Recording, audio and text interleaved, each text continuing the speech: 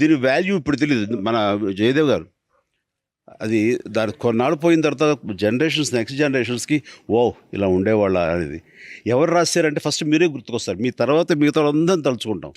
So అలాంటి గొప్ప ప్రక్రియకి, అలాంటి గొప్ప ప్రయత్నానికి మీరు ఆపేసి ఇది ఇంక ఇదే బహుశా లాకర్ అనుకుంటా అలా అంటే మాత్రం అది ఎవరు హర్షించలేరు. అందుకని ఎవరు చూడండి, మీరు కంక్లూడింగ్లో ఎవరు స్పందన లేదు అస్సలు. మీరు ఫ్యామిలీకి దూరం అయ్యారు రైట్. ఇంకా నేను ఈ పొజిషన్లో అంటే నేను ఎన్ని సంవత్సరాల పాటు పండగలకి, పబ్బాలకి, ఆదివారాలకి, వాటికి పిల్లలకి దూరం అయ్యి నేను ఉన్నాను. ఎలా పనిచేశాను, అవుట్డోర్లు అంటే ఆ టైంలో నాకు ఈ ఫీలింగ్ వచ్చిందనుకోండి, నేను నా పని మీద ఫోకస్ పెట్టేవాడు కాదు. సో మనం రెస్ట్ తీసుకోవడానికి, ఫ్యామిలీతో మనం గడపడానికి ఎలాగో మన టైం ఫ్యూచర్లో వస్తుంది. మనం ఏమి పెద్ద ఎప్పుడు ఇదే ఎనర్జీతోటో ఇదే మెంటల్ పవర్తో మనం ఉండం. ఏదో రోజున కొంచెం సడలుతుంది, సడన్ రోజున అప్పుడు రెస్ట్ తీసుకోవచ్చు. బట్ ఈ టైంలో మీరు తిరుగుతారు, ఇలాంటివి సేకరిస్తారు, ఇలాంటివి రాయాలి, మీరు ఇంకా రాస్తారు. ఎందుకంటే ఇలాంటి ప్రయత్నాలు అందరికీ చేయాలని ఉంటుంది, కానీ ఏదో దీంట్లో అనేది ఉంటుంది. వాళ్ళకి ఫోకస్ తక్కువ అయి ఉండొచ్చు, లేదా వాళ్ళ ఫోకస్ ఇంకో దాని మీద డైవర్ట్ అయి ఉండొచ్చు.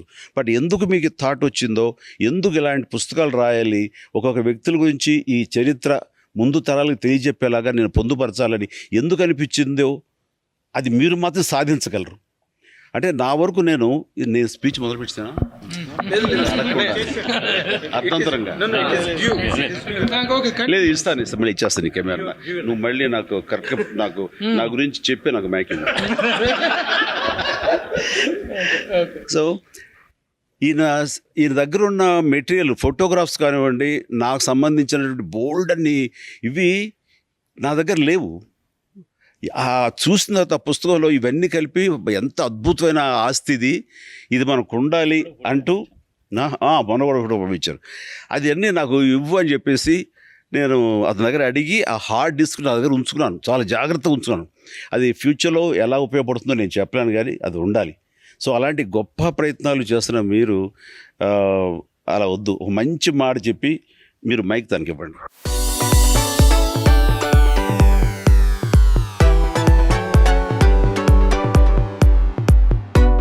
ఓకే సార్, నా మాట నేను వెనక్కి తీసుకుంటున్నాను. ఈ కార్యక్రమం ఇంత బాగా జరగడానికి మొదటి నుంచి మా బావ ప్రభు ఎప్పుడూ నా వెంటే ఉంటాడు. వాడు ఈ పుస్తకంలో మొదటి నుంచి వాడు కూడా ఉన్నాడు. ఈ కార్యక్రమం ఇంత బాగా జరగడానికి డిజైన్ చేసిందంతా వాడికి ప్రత్యేక ధన్యవాదాలు. ఇందాక నేను వెల్కమ్ చెప్పినప్పుడు నేను అన్నాను, we're going to enjoy a wonderful evening, a memorable evening అని. అది అనుక్షణం నిజం చేస్తున్న చిరంజీవి గారికి కృతజ్ఞతలు. పాత్రికేయ మిత్రులారా, డియర్ ఫ్రెండ్స్, ఒక్క విషయం నేను మీకు చెప్పాలి. ఒకరోజు రాత్రి నాకు 8 గంటలప్పుడు ప్రాంతంలో ఫోన్ వచ్చింది, ల్యాండ్ లైన్ ఫోన్ తీశాను. ప్రభు నిన్న చిరంజీవి, సార్ ఏంటి సార్ ఈ టైంలో, మన ఫోటోగ్రాఫర్ బాబ్జీ చనిపోయాడు కదా, తన ఇల్లు ఎక్కడో తెలుసా నీకు అని అడిగారు నన్ను. తెలుసు సార్, మా ఇళ్ళ దగ్గరలోనే సార్ అన్న. ఒకసారి రాగలవా అంటే నేను ఆ టైం బయలుదేరి స్కూటర్ వేసుకొని వచ్చాను.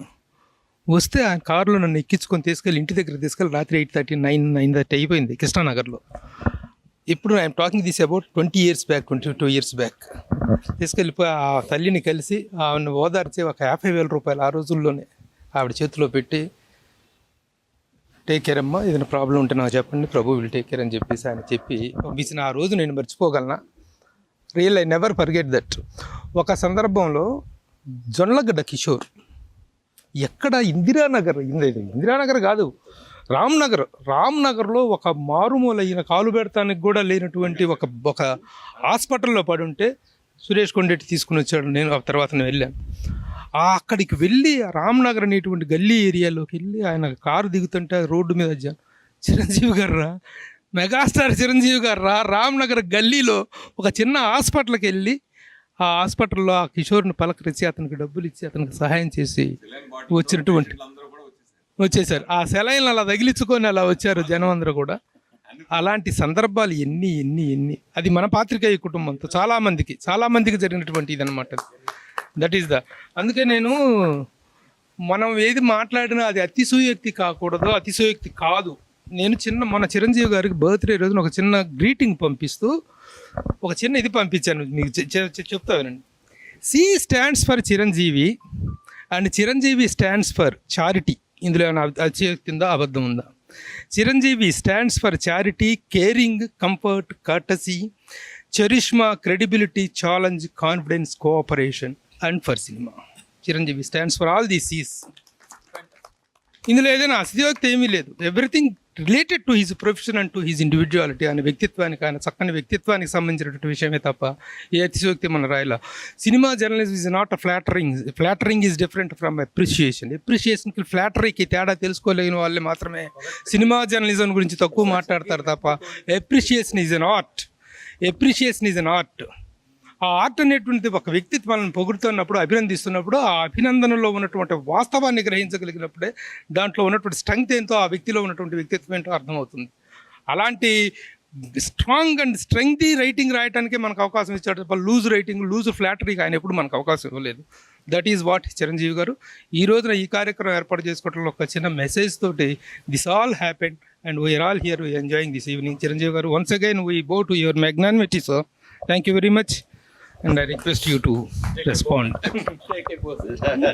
చాలా బాగుంది, చాలా ఆహ్లాదంగా ఉంది. నేను స్పీచ్ పేపర్ తెచ్చుకున్నాను కానీ ఎవరో కొట్టేశారు.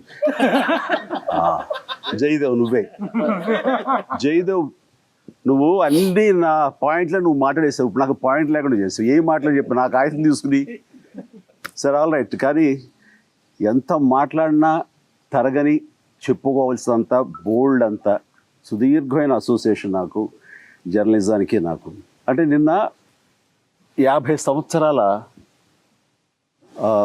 సుదీర్ఘ ప్రస్థానం మన సత్యానంద్ గారిది, రైటర్.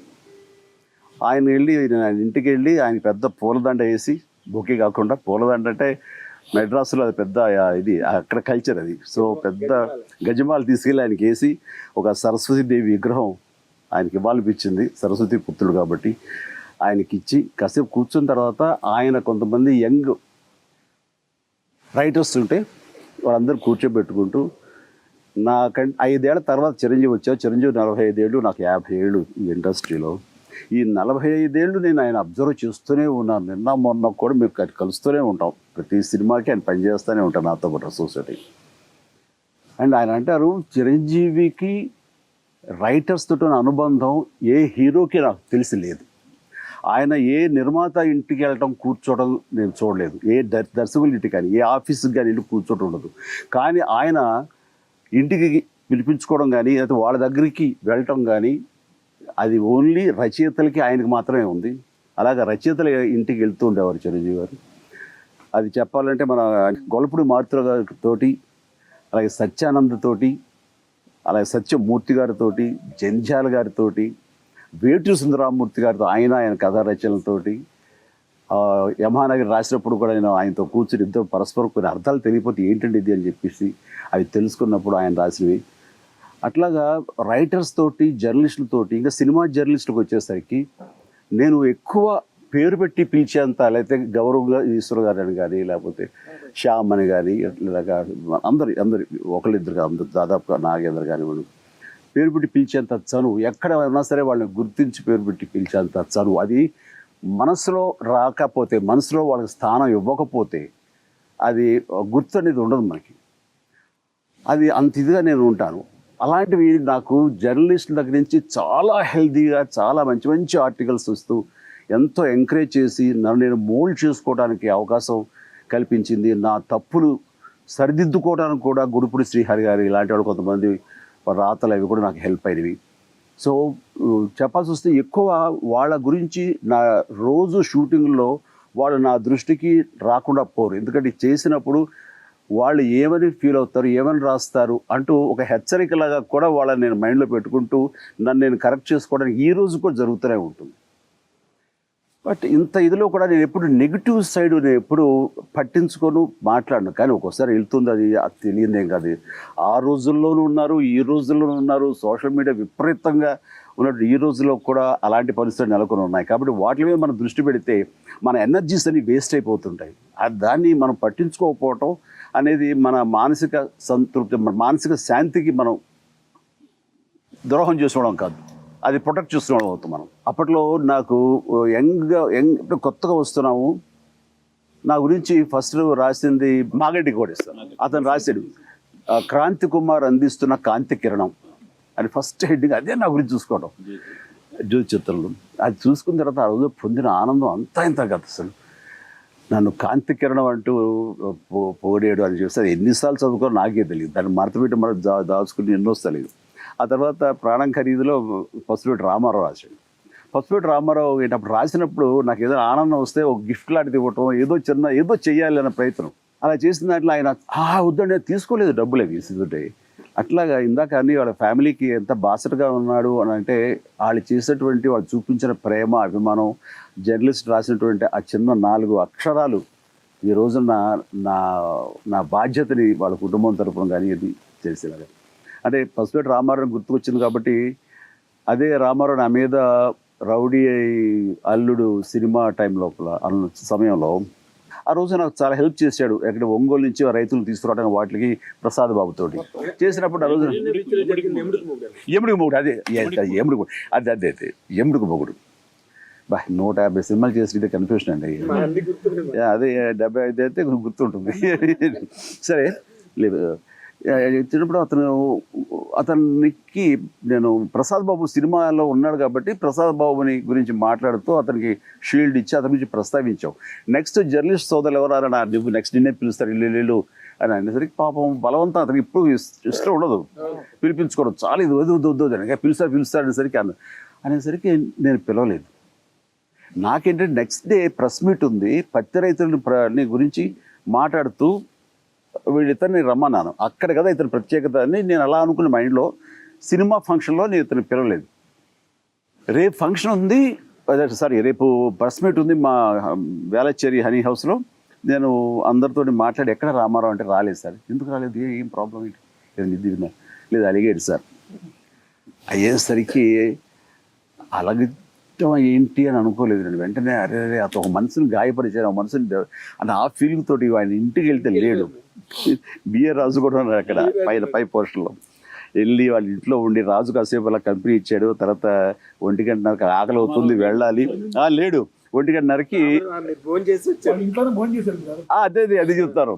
1:30 నాకు ఆకలి అవుతుంది, ఆయన లేటుగా వచ్చాడు. వచ్చేదా కంగారు పడిపోయాడు. అప్పుడు ఫోన్స్ ఏం లేవు కదా కాంటాక్ట్ చేయడానికి. అనేసరికి ఏమైనా కోపం వచ్చినట్టు అలిగే ఉంటాయి. లేదు సార్ అందరూ అనేసరికి మీరు పిలుస్తారని నాకు అనిపించింది, పిలవలేదు అందుకని కొంచెం ఇది అనిపిస్తారు. అందుకని వాళ్ళందరూ చాలా అవమానం జరిగింది అనేసరికి తట్టుకోలేక వచ్చేసారు సార్. అంటే నాకంటే ముందు వాళ్ళ వలన సూటిపోటు మాటల వలన నేను ఇదైందని చెప్పుడు వచ్చారు. సరే ఏమనుకో నీకు ఈవేళ మార్నింగ్ నేను పిలిచి నీ గురించి చెప్దామని అనుకో, నీకు థ్యాంక్స్ చెప్దాం అనుకున్నాను అని అన్నాను. ఆకలి అవుతున్నాయా బాబు నువ్వు అంటే అన్నం పెట్టని నేనే అడిగి పాప ఆవిడ కంగారు పడిపోయి తింటారా మా ఇంట్లో.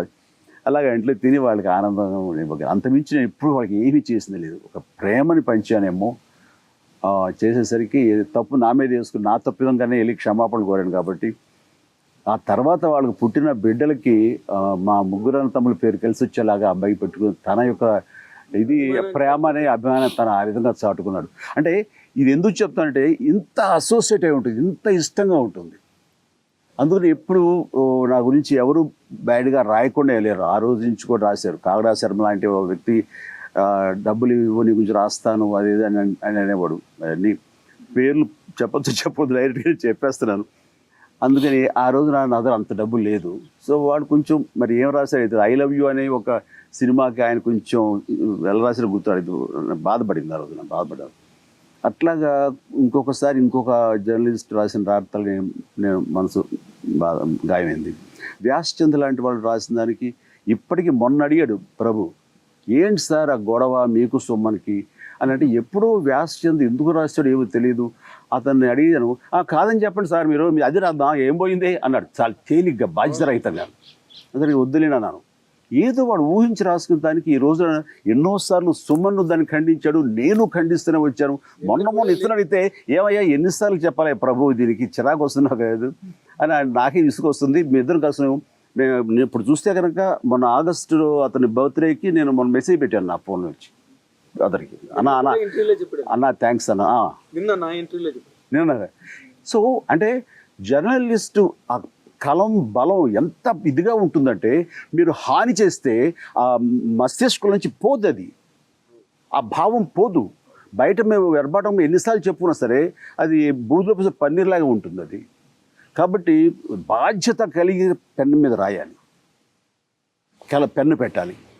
సో అంత పవర్ఫుల్ మీది, అది మైండ్ నుంచి పోదు, ఇప్పటికీ అది అలా అనిపిస్తూనే ఉంటుంది. అంటే మొన్న సరిగ్గా వెనక ఒక తొట్టుపాటుతోటో కంగారుతోటో ఎంతూజియాజంతోటో ఒక జర్నలిస్టు స్పీచ్ సగం ఉండంగానే స్టార్ హాస్పిటల్లో నేను ముందస్తు జాగ్రత్తలు తీసుకుంటే రాకుండా చేసుకునేవాళ్ళం. అలాంటి జాగ్రత్త నేను తీసుకున్నాను కాబట్టి రాదు, లేకపోతే ఏమో అని అంటే వచ్చింది, దాన్ని నేను కరెక్ట్ చేసుకున్నాను, ఎర్లీగా డిటెక్ట్ చేసుకున్నాను అని రాస్తే ఎంత అయిపోయింది. అది నన్ను హర్ట్ చేయడం కాదు. సో ఒక రకంగా చెప్పాలంటే నన్ను ప్రేమించే వాళ్ళందరూ కంగారు పడిపోయారు ఆ మాట విని. ఎన్ని ఫోన్లు ఎన్ని చేస్తారంటే తల్లడిల్లిపోయారన్నమాట. చాలా చిన్న మాట. వెంటనే నేను ఎంతగా స్ట్రాంగ్గా స్పందించానంటే, మళ్ళీ వెంటనే స్పందించకపోయినా, స్ట్రాంగ్గా చెప్పకపోయినా, స్ట్రాంగ్గా స్ట్రైక్స్ చేయకపోయినా సరే అది చాలా ఇదిగా ఉంటుందని దాన్ని చాలా సీరియస్గా తీసుకున్నాను. సో అది వెంటనే నేను దాన్ని should correct straight the records అనిపించింది. అందుకు నేను ఆ విషయం చూస్తాను.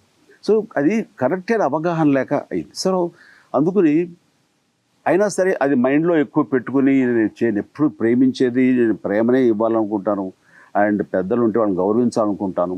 మొన్న చాలా పెద్ద ఆయన వార్తలు ఎప్పటికీ లాస్ట్ పేజ్ రాస్తారు కదా మన ప్రకాశం గారు, వాచ ప్రకాశం గారు. ఎన్నిసార్లు ఆయన ఇంటికి వెళ్ళాను, ఈ మధ్య కాలంలో ఆయన ఇంటికి వెళ్ళాను. నువ్వు దగ్గర నుండి ఆయన మన ఇంటికి తీసుకొచ్చినప్పుడు ఆయన నా పెద్ద బిడ్డ, నాకు అలాగా మంచి జరిగితే వాళ్ళ ఇళ్ళకే వెళ్ళిపోతాను నేను, ఎలాంటి బేసిజం ఉండదు నాకు. సో అదేంటంటే గౌరవం, అది ఆ గౌరవం ఉన్నప్పుడు నేనేంటి అని అనిపించదు నాకు. నేను వెళ్తాను. నేను వెళ్ళకపోయినా సరే వెళ్ళాల్సిన బాధ్యత కూడా నాకు లేదు. కానీ వెళ్ళటం అనేది నా తృప్తి కోసం వెళ్ళటం, ఆ జర్నలిజానికి నేను గౌరవించుకోవడం అనేది నాకు ఎనలేని సంతృప్తి. రైటర్స్ పట్ల నాకు ఉన్నట్టు, రచయితల పట్ల నాకు ఉన్నటువంటి గౌరవం అది. అంటే నేను భాష నేను ఎక్కడ నేర్చుకోలేదు. అంటే నేను పుస్తకం పెద్ద చదివింది లేదు, ఏం లేదు. ఏదంటే మన జొన్న విత్తులతో కూర్చోవటం, లేకపోతే జంజాల గారితో కూర్చోవటం, ఇలాంటి వాళ్ళతో నేను కూర్చున్నప్పుడు వాళ్ళ భాష, వాళ్ళ ఇది అవన్నీ నేను తీసుకుని చేస్తాను.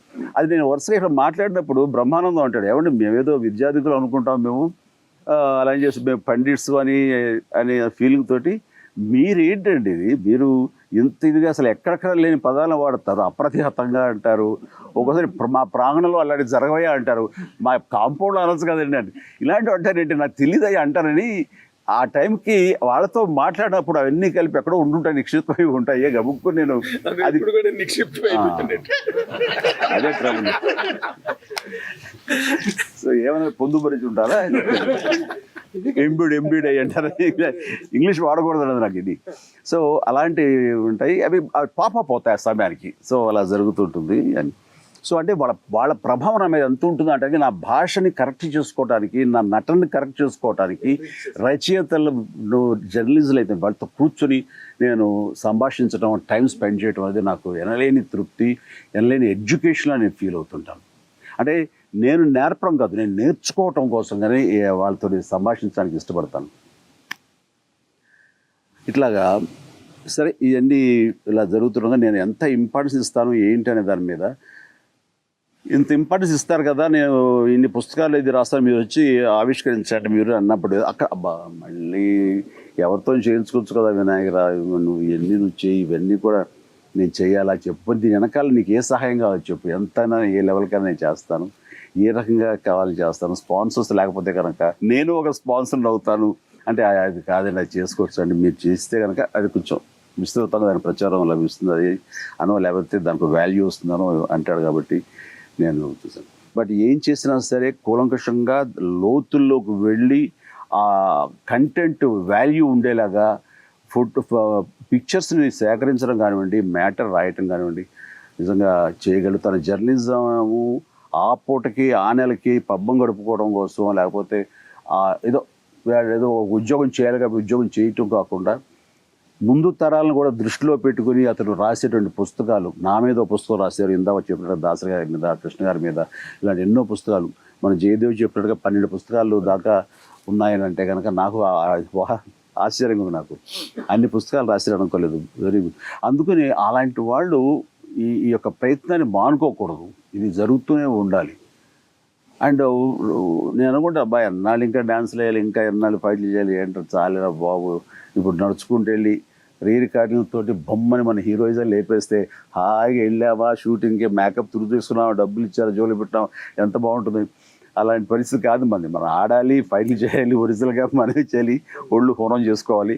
అప్పుడు కానీ ప్రొడ్యూసర్లకి తృప్తి ఉండదు, చూసి ఆడియన్స్కి తృప్తి ఉండదు, డైరెక్ట్గా తృప్తి ఉండదు, నాకు తృప్తి ఉండదు. ఎందుకంటే ఏ మాట కష్టపడాలి అంటాను, మన తృప్తి కోసం మనం కష్టపడాలి. సో అందుకనే ఏదో అలా అలా అనుకుని వాళ్ళు చూసుకుని వీళ్ళు చూసుకుని ఇలాంటి పుస్తకాలు రావు, మనం కష్టపడితేనే వస్తాయి. ఆ కష్టపడే వాళ్ళకి ఆ రిసెప్షన్ ఇంకోలా ఉంటుంది, ఇది చాలా మంచిది. అయితే ఒకటి ఫైనాన్షియల్గా మాత్రం ఇబ్బందికి గురయ్యేలాగా, కష్టానికి అయితే మాత్రం నేను సమాధానం ఇందాక చెప్పాను. ఫైనాన్షియల్గా అయితే మాత్రం డెఫినెట్గా 10 మంది అందరం మంచి మనసుతోటి తల ఒక చెయ్యి ఇవ్వాలి. నేను మెకానిక్ అల్లుడు సినిమా షూటింగ్ జరుగుతుండగా అమెరికా కొన్ని వారాల గ్యాప్ తర్వాత వెళ్ళాను. తిరిగి వచ్చిన తర్వాత ఆ సితారోజు, చిత్రం, శివరంజనం ఇలాంటివన్నీ ఉంటాయి. అప్పట్లో ఏముంది, కుర్రోళ్ళ ఉత్సాహం మన ఫోటోలు పడినవా, ఏం పడ్డారు, ఏం రాశారు అనేది ఉంటుంది. సో నా 3 వారాలు అక్కడ పెట్టారు. సరే అయితే అని నేను లేకుండా కొంత భాగం షూట్ చేసుకుంటున్నారు మెకానిక్ అల్లుడు. నేను చూశాను ఈ పుస్తకం. నెక్స్ట్ ఇంకొక మ్యాగజైన్ చూశాను. ఎక్కడ ఏంట్రా మన బొమ్మ లేదు అన్నది ఫీలింగ్ వచ్చింది. ఏమై ఉంటుంది మన బొమ్మ లేదు అని చూస్తే ఏరా ఏంటి ఎవరు కవర్ చేయట్లేదు ఏంటి, సితార్లో నాగేంద్ర కుమార్ అయినా కవర్ చేస్తాడు కదా. నీదా? నాగేంద్ర కుమార్ కాదు, sorry, Nagendra Mohan Koteti, sorry sir, నీ పేరు వస్తుంది. ఎక్కడ కూర్చున్నా అన్నయ్య గుండెలో నా పేరు. అలాగే భక్త ప్రహ్లాద తండ్రి పేరు ఏంటి, ఆయన మనసులో కూడా ఉంటుంది, ఎప్పుడు దొరుకుతారో చంపేద్దాం ఆ రకంగా అనుకోవచ్చు. కొంచెం ఇక్కడ కూడా తనకి ఇచ్చాను, మా శ్రీహరితో పోల్చాను తనని, నేను రాక్షసుడిగా పోల్చుకుంటాను. రాదయ్యా నాకు, నేను మిమ్మల్ని అంటాం. సరే అయితే అయిన తర్వాత ఎందుకు లేదు ఏంటి అని అన్నాను. అన్ని మ్యాగజైన్లు ఆ 2-3 వారాలు ఆ 2 ఏంటి నాకు చాలా ఆశ్చర్యం. ఎక్కడతో ఎంతో కూడా కవరేజ్ వస్తుంది, పైగా సినిమా జరుగుతుంది కదా అని. అని తర్వాత సార్ మీ మీద అలిగారంటండి ఇప్పుడు జర్నలిస్టులు. నా మీద అలగటమా? అవునండి, అందరు కలిసి లోపాయికారుగా ఒక నిర్ణయం తీసుకున్నారు, మీది కవర్ చేయకూడదని. అదేంట్రా, అసలు జర్నలిస్ట్గా ఇచ్చే విలువ అంత ఇంత కాదు.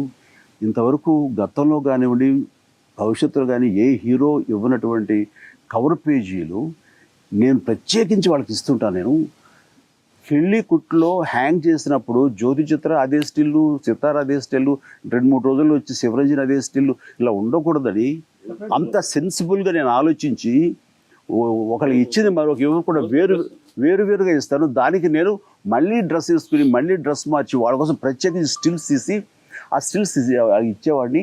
అంత ప్రత్యేకించి ఇంపార్టెన్స్ చూపిస్తే ఇదేంటిది ఏం జరిగింది, పైగా నాకు క్లూ లేదు ఏంటి అని అనుకుంటే ఒక సీనియర్ మోస్ట్ జర్నలిస్ట్ ఆయన కారణం అని తెలిసింది.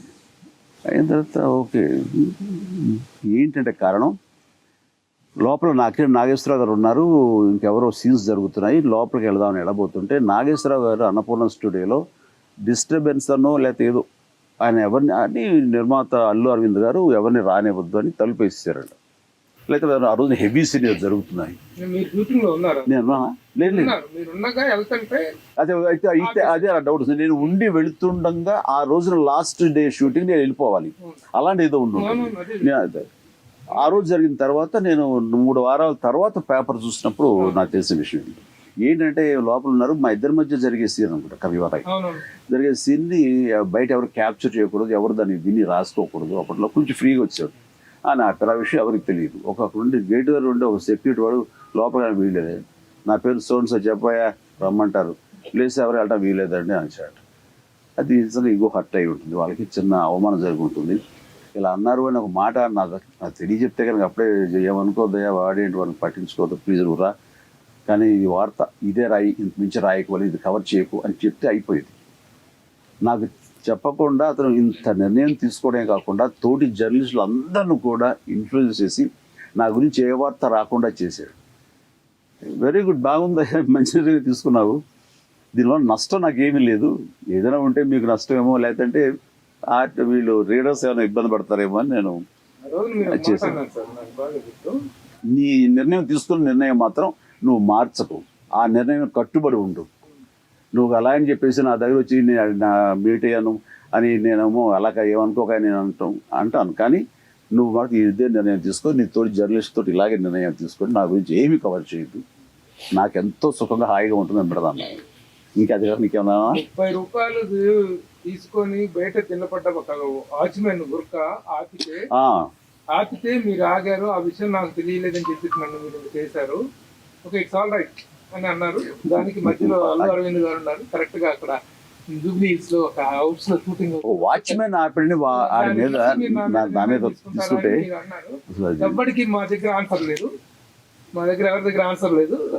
నేను దట్ టైం వేరే ఎడిటర్స్ రేంజ్ వాళ్ళు, నేను రిపోర్టింగ్ అంటే ఎవరి దగ్గర ఆన్సర్ లేదు. అందరూ ఒకసారి అయినప్పటికీ ఇంకా సిచ్యువేషన్ మీరు చెప్పొద్దు అన్నాను. మీరు సారీ చెప్పి మిమ్మల్ని తగ్గించుకోవద్దు, సారీ చెప్పొద్దు, మీరు ఈ నిర్ణయం ఇలా కొనసాగించని ఏం పర్వాలేదు అని అన్నాను. ఇది డెఫినెట్గా అగైన్ మేమే కాదు అందరూ మన వాళ్ళందరూ చూసుకోవడం కాకుండా మన పిల్లలు కూడా చూపించడమే కాకుండా ఇది గొప్ప జ్ఞాపకం, ఇది చక్కటి ప్రయత్నం చేస్తావు. అది definitely I wish you all the very best.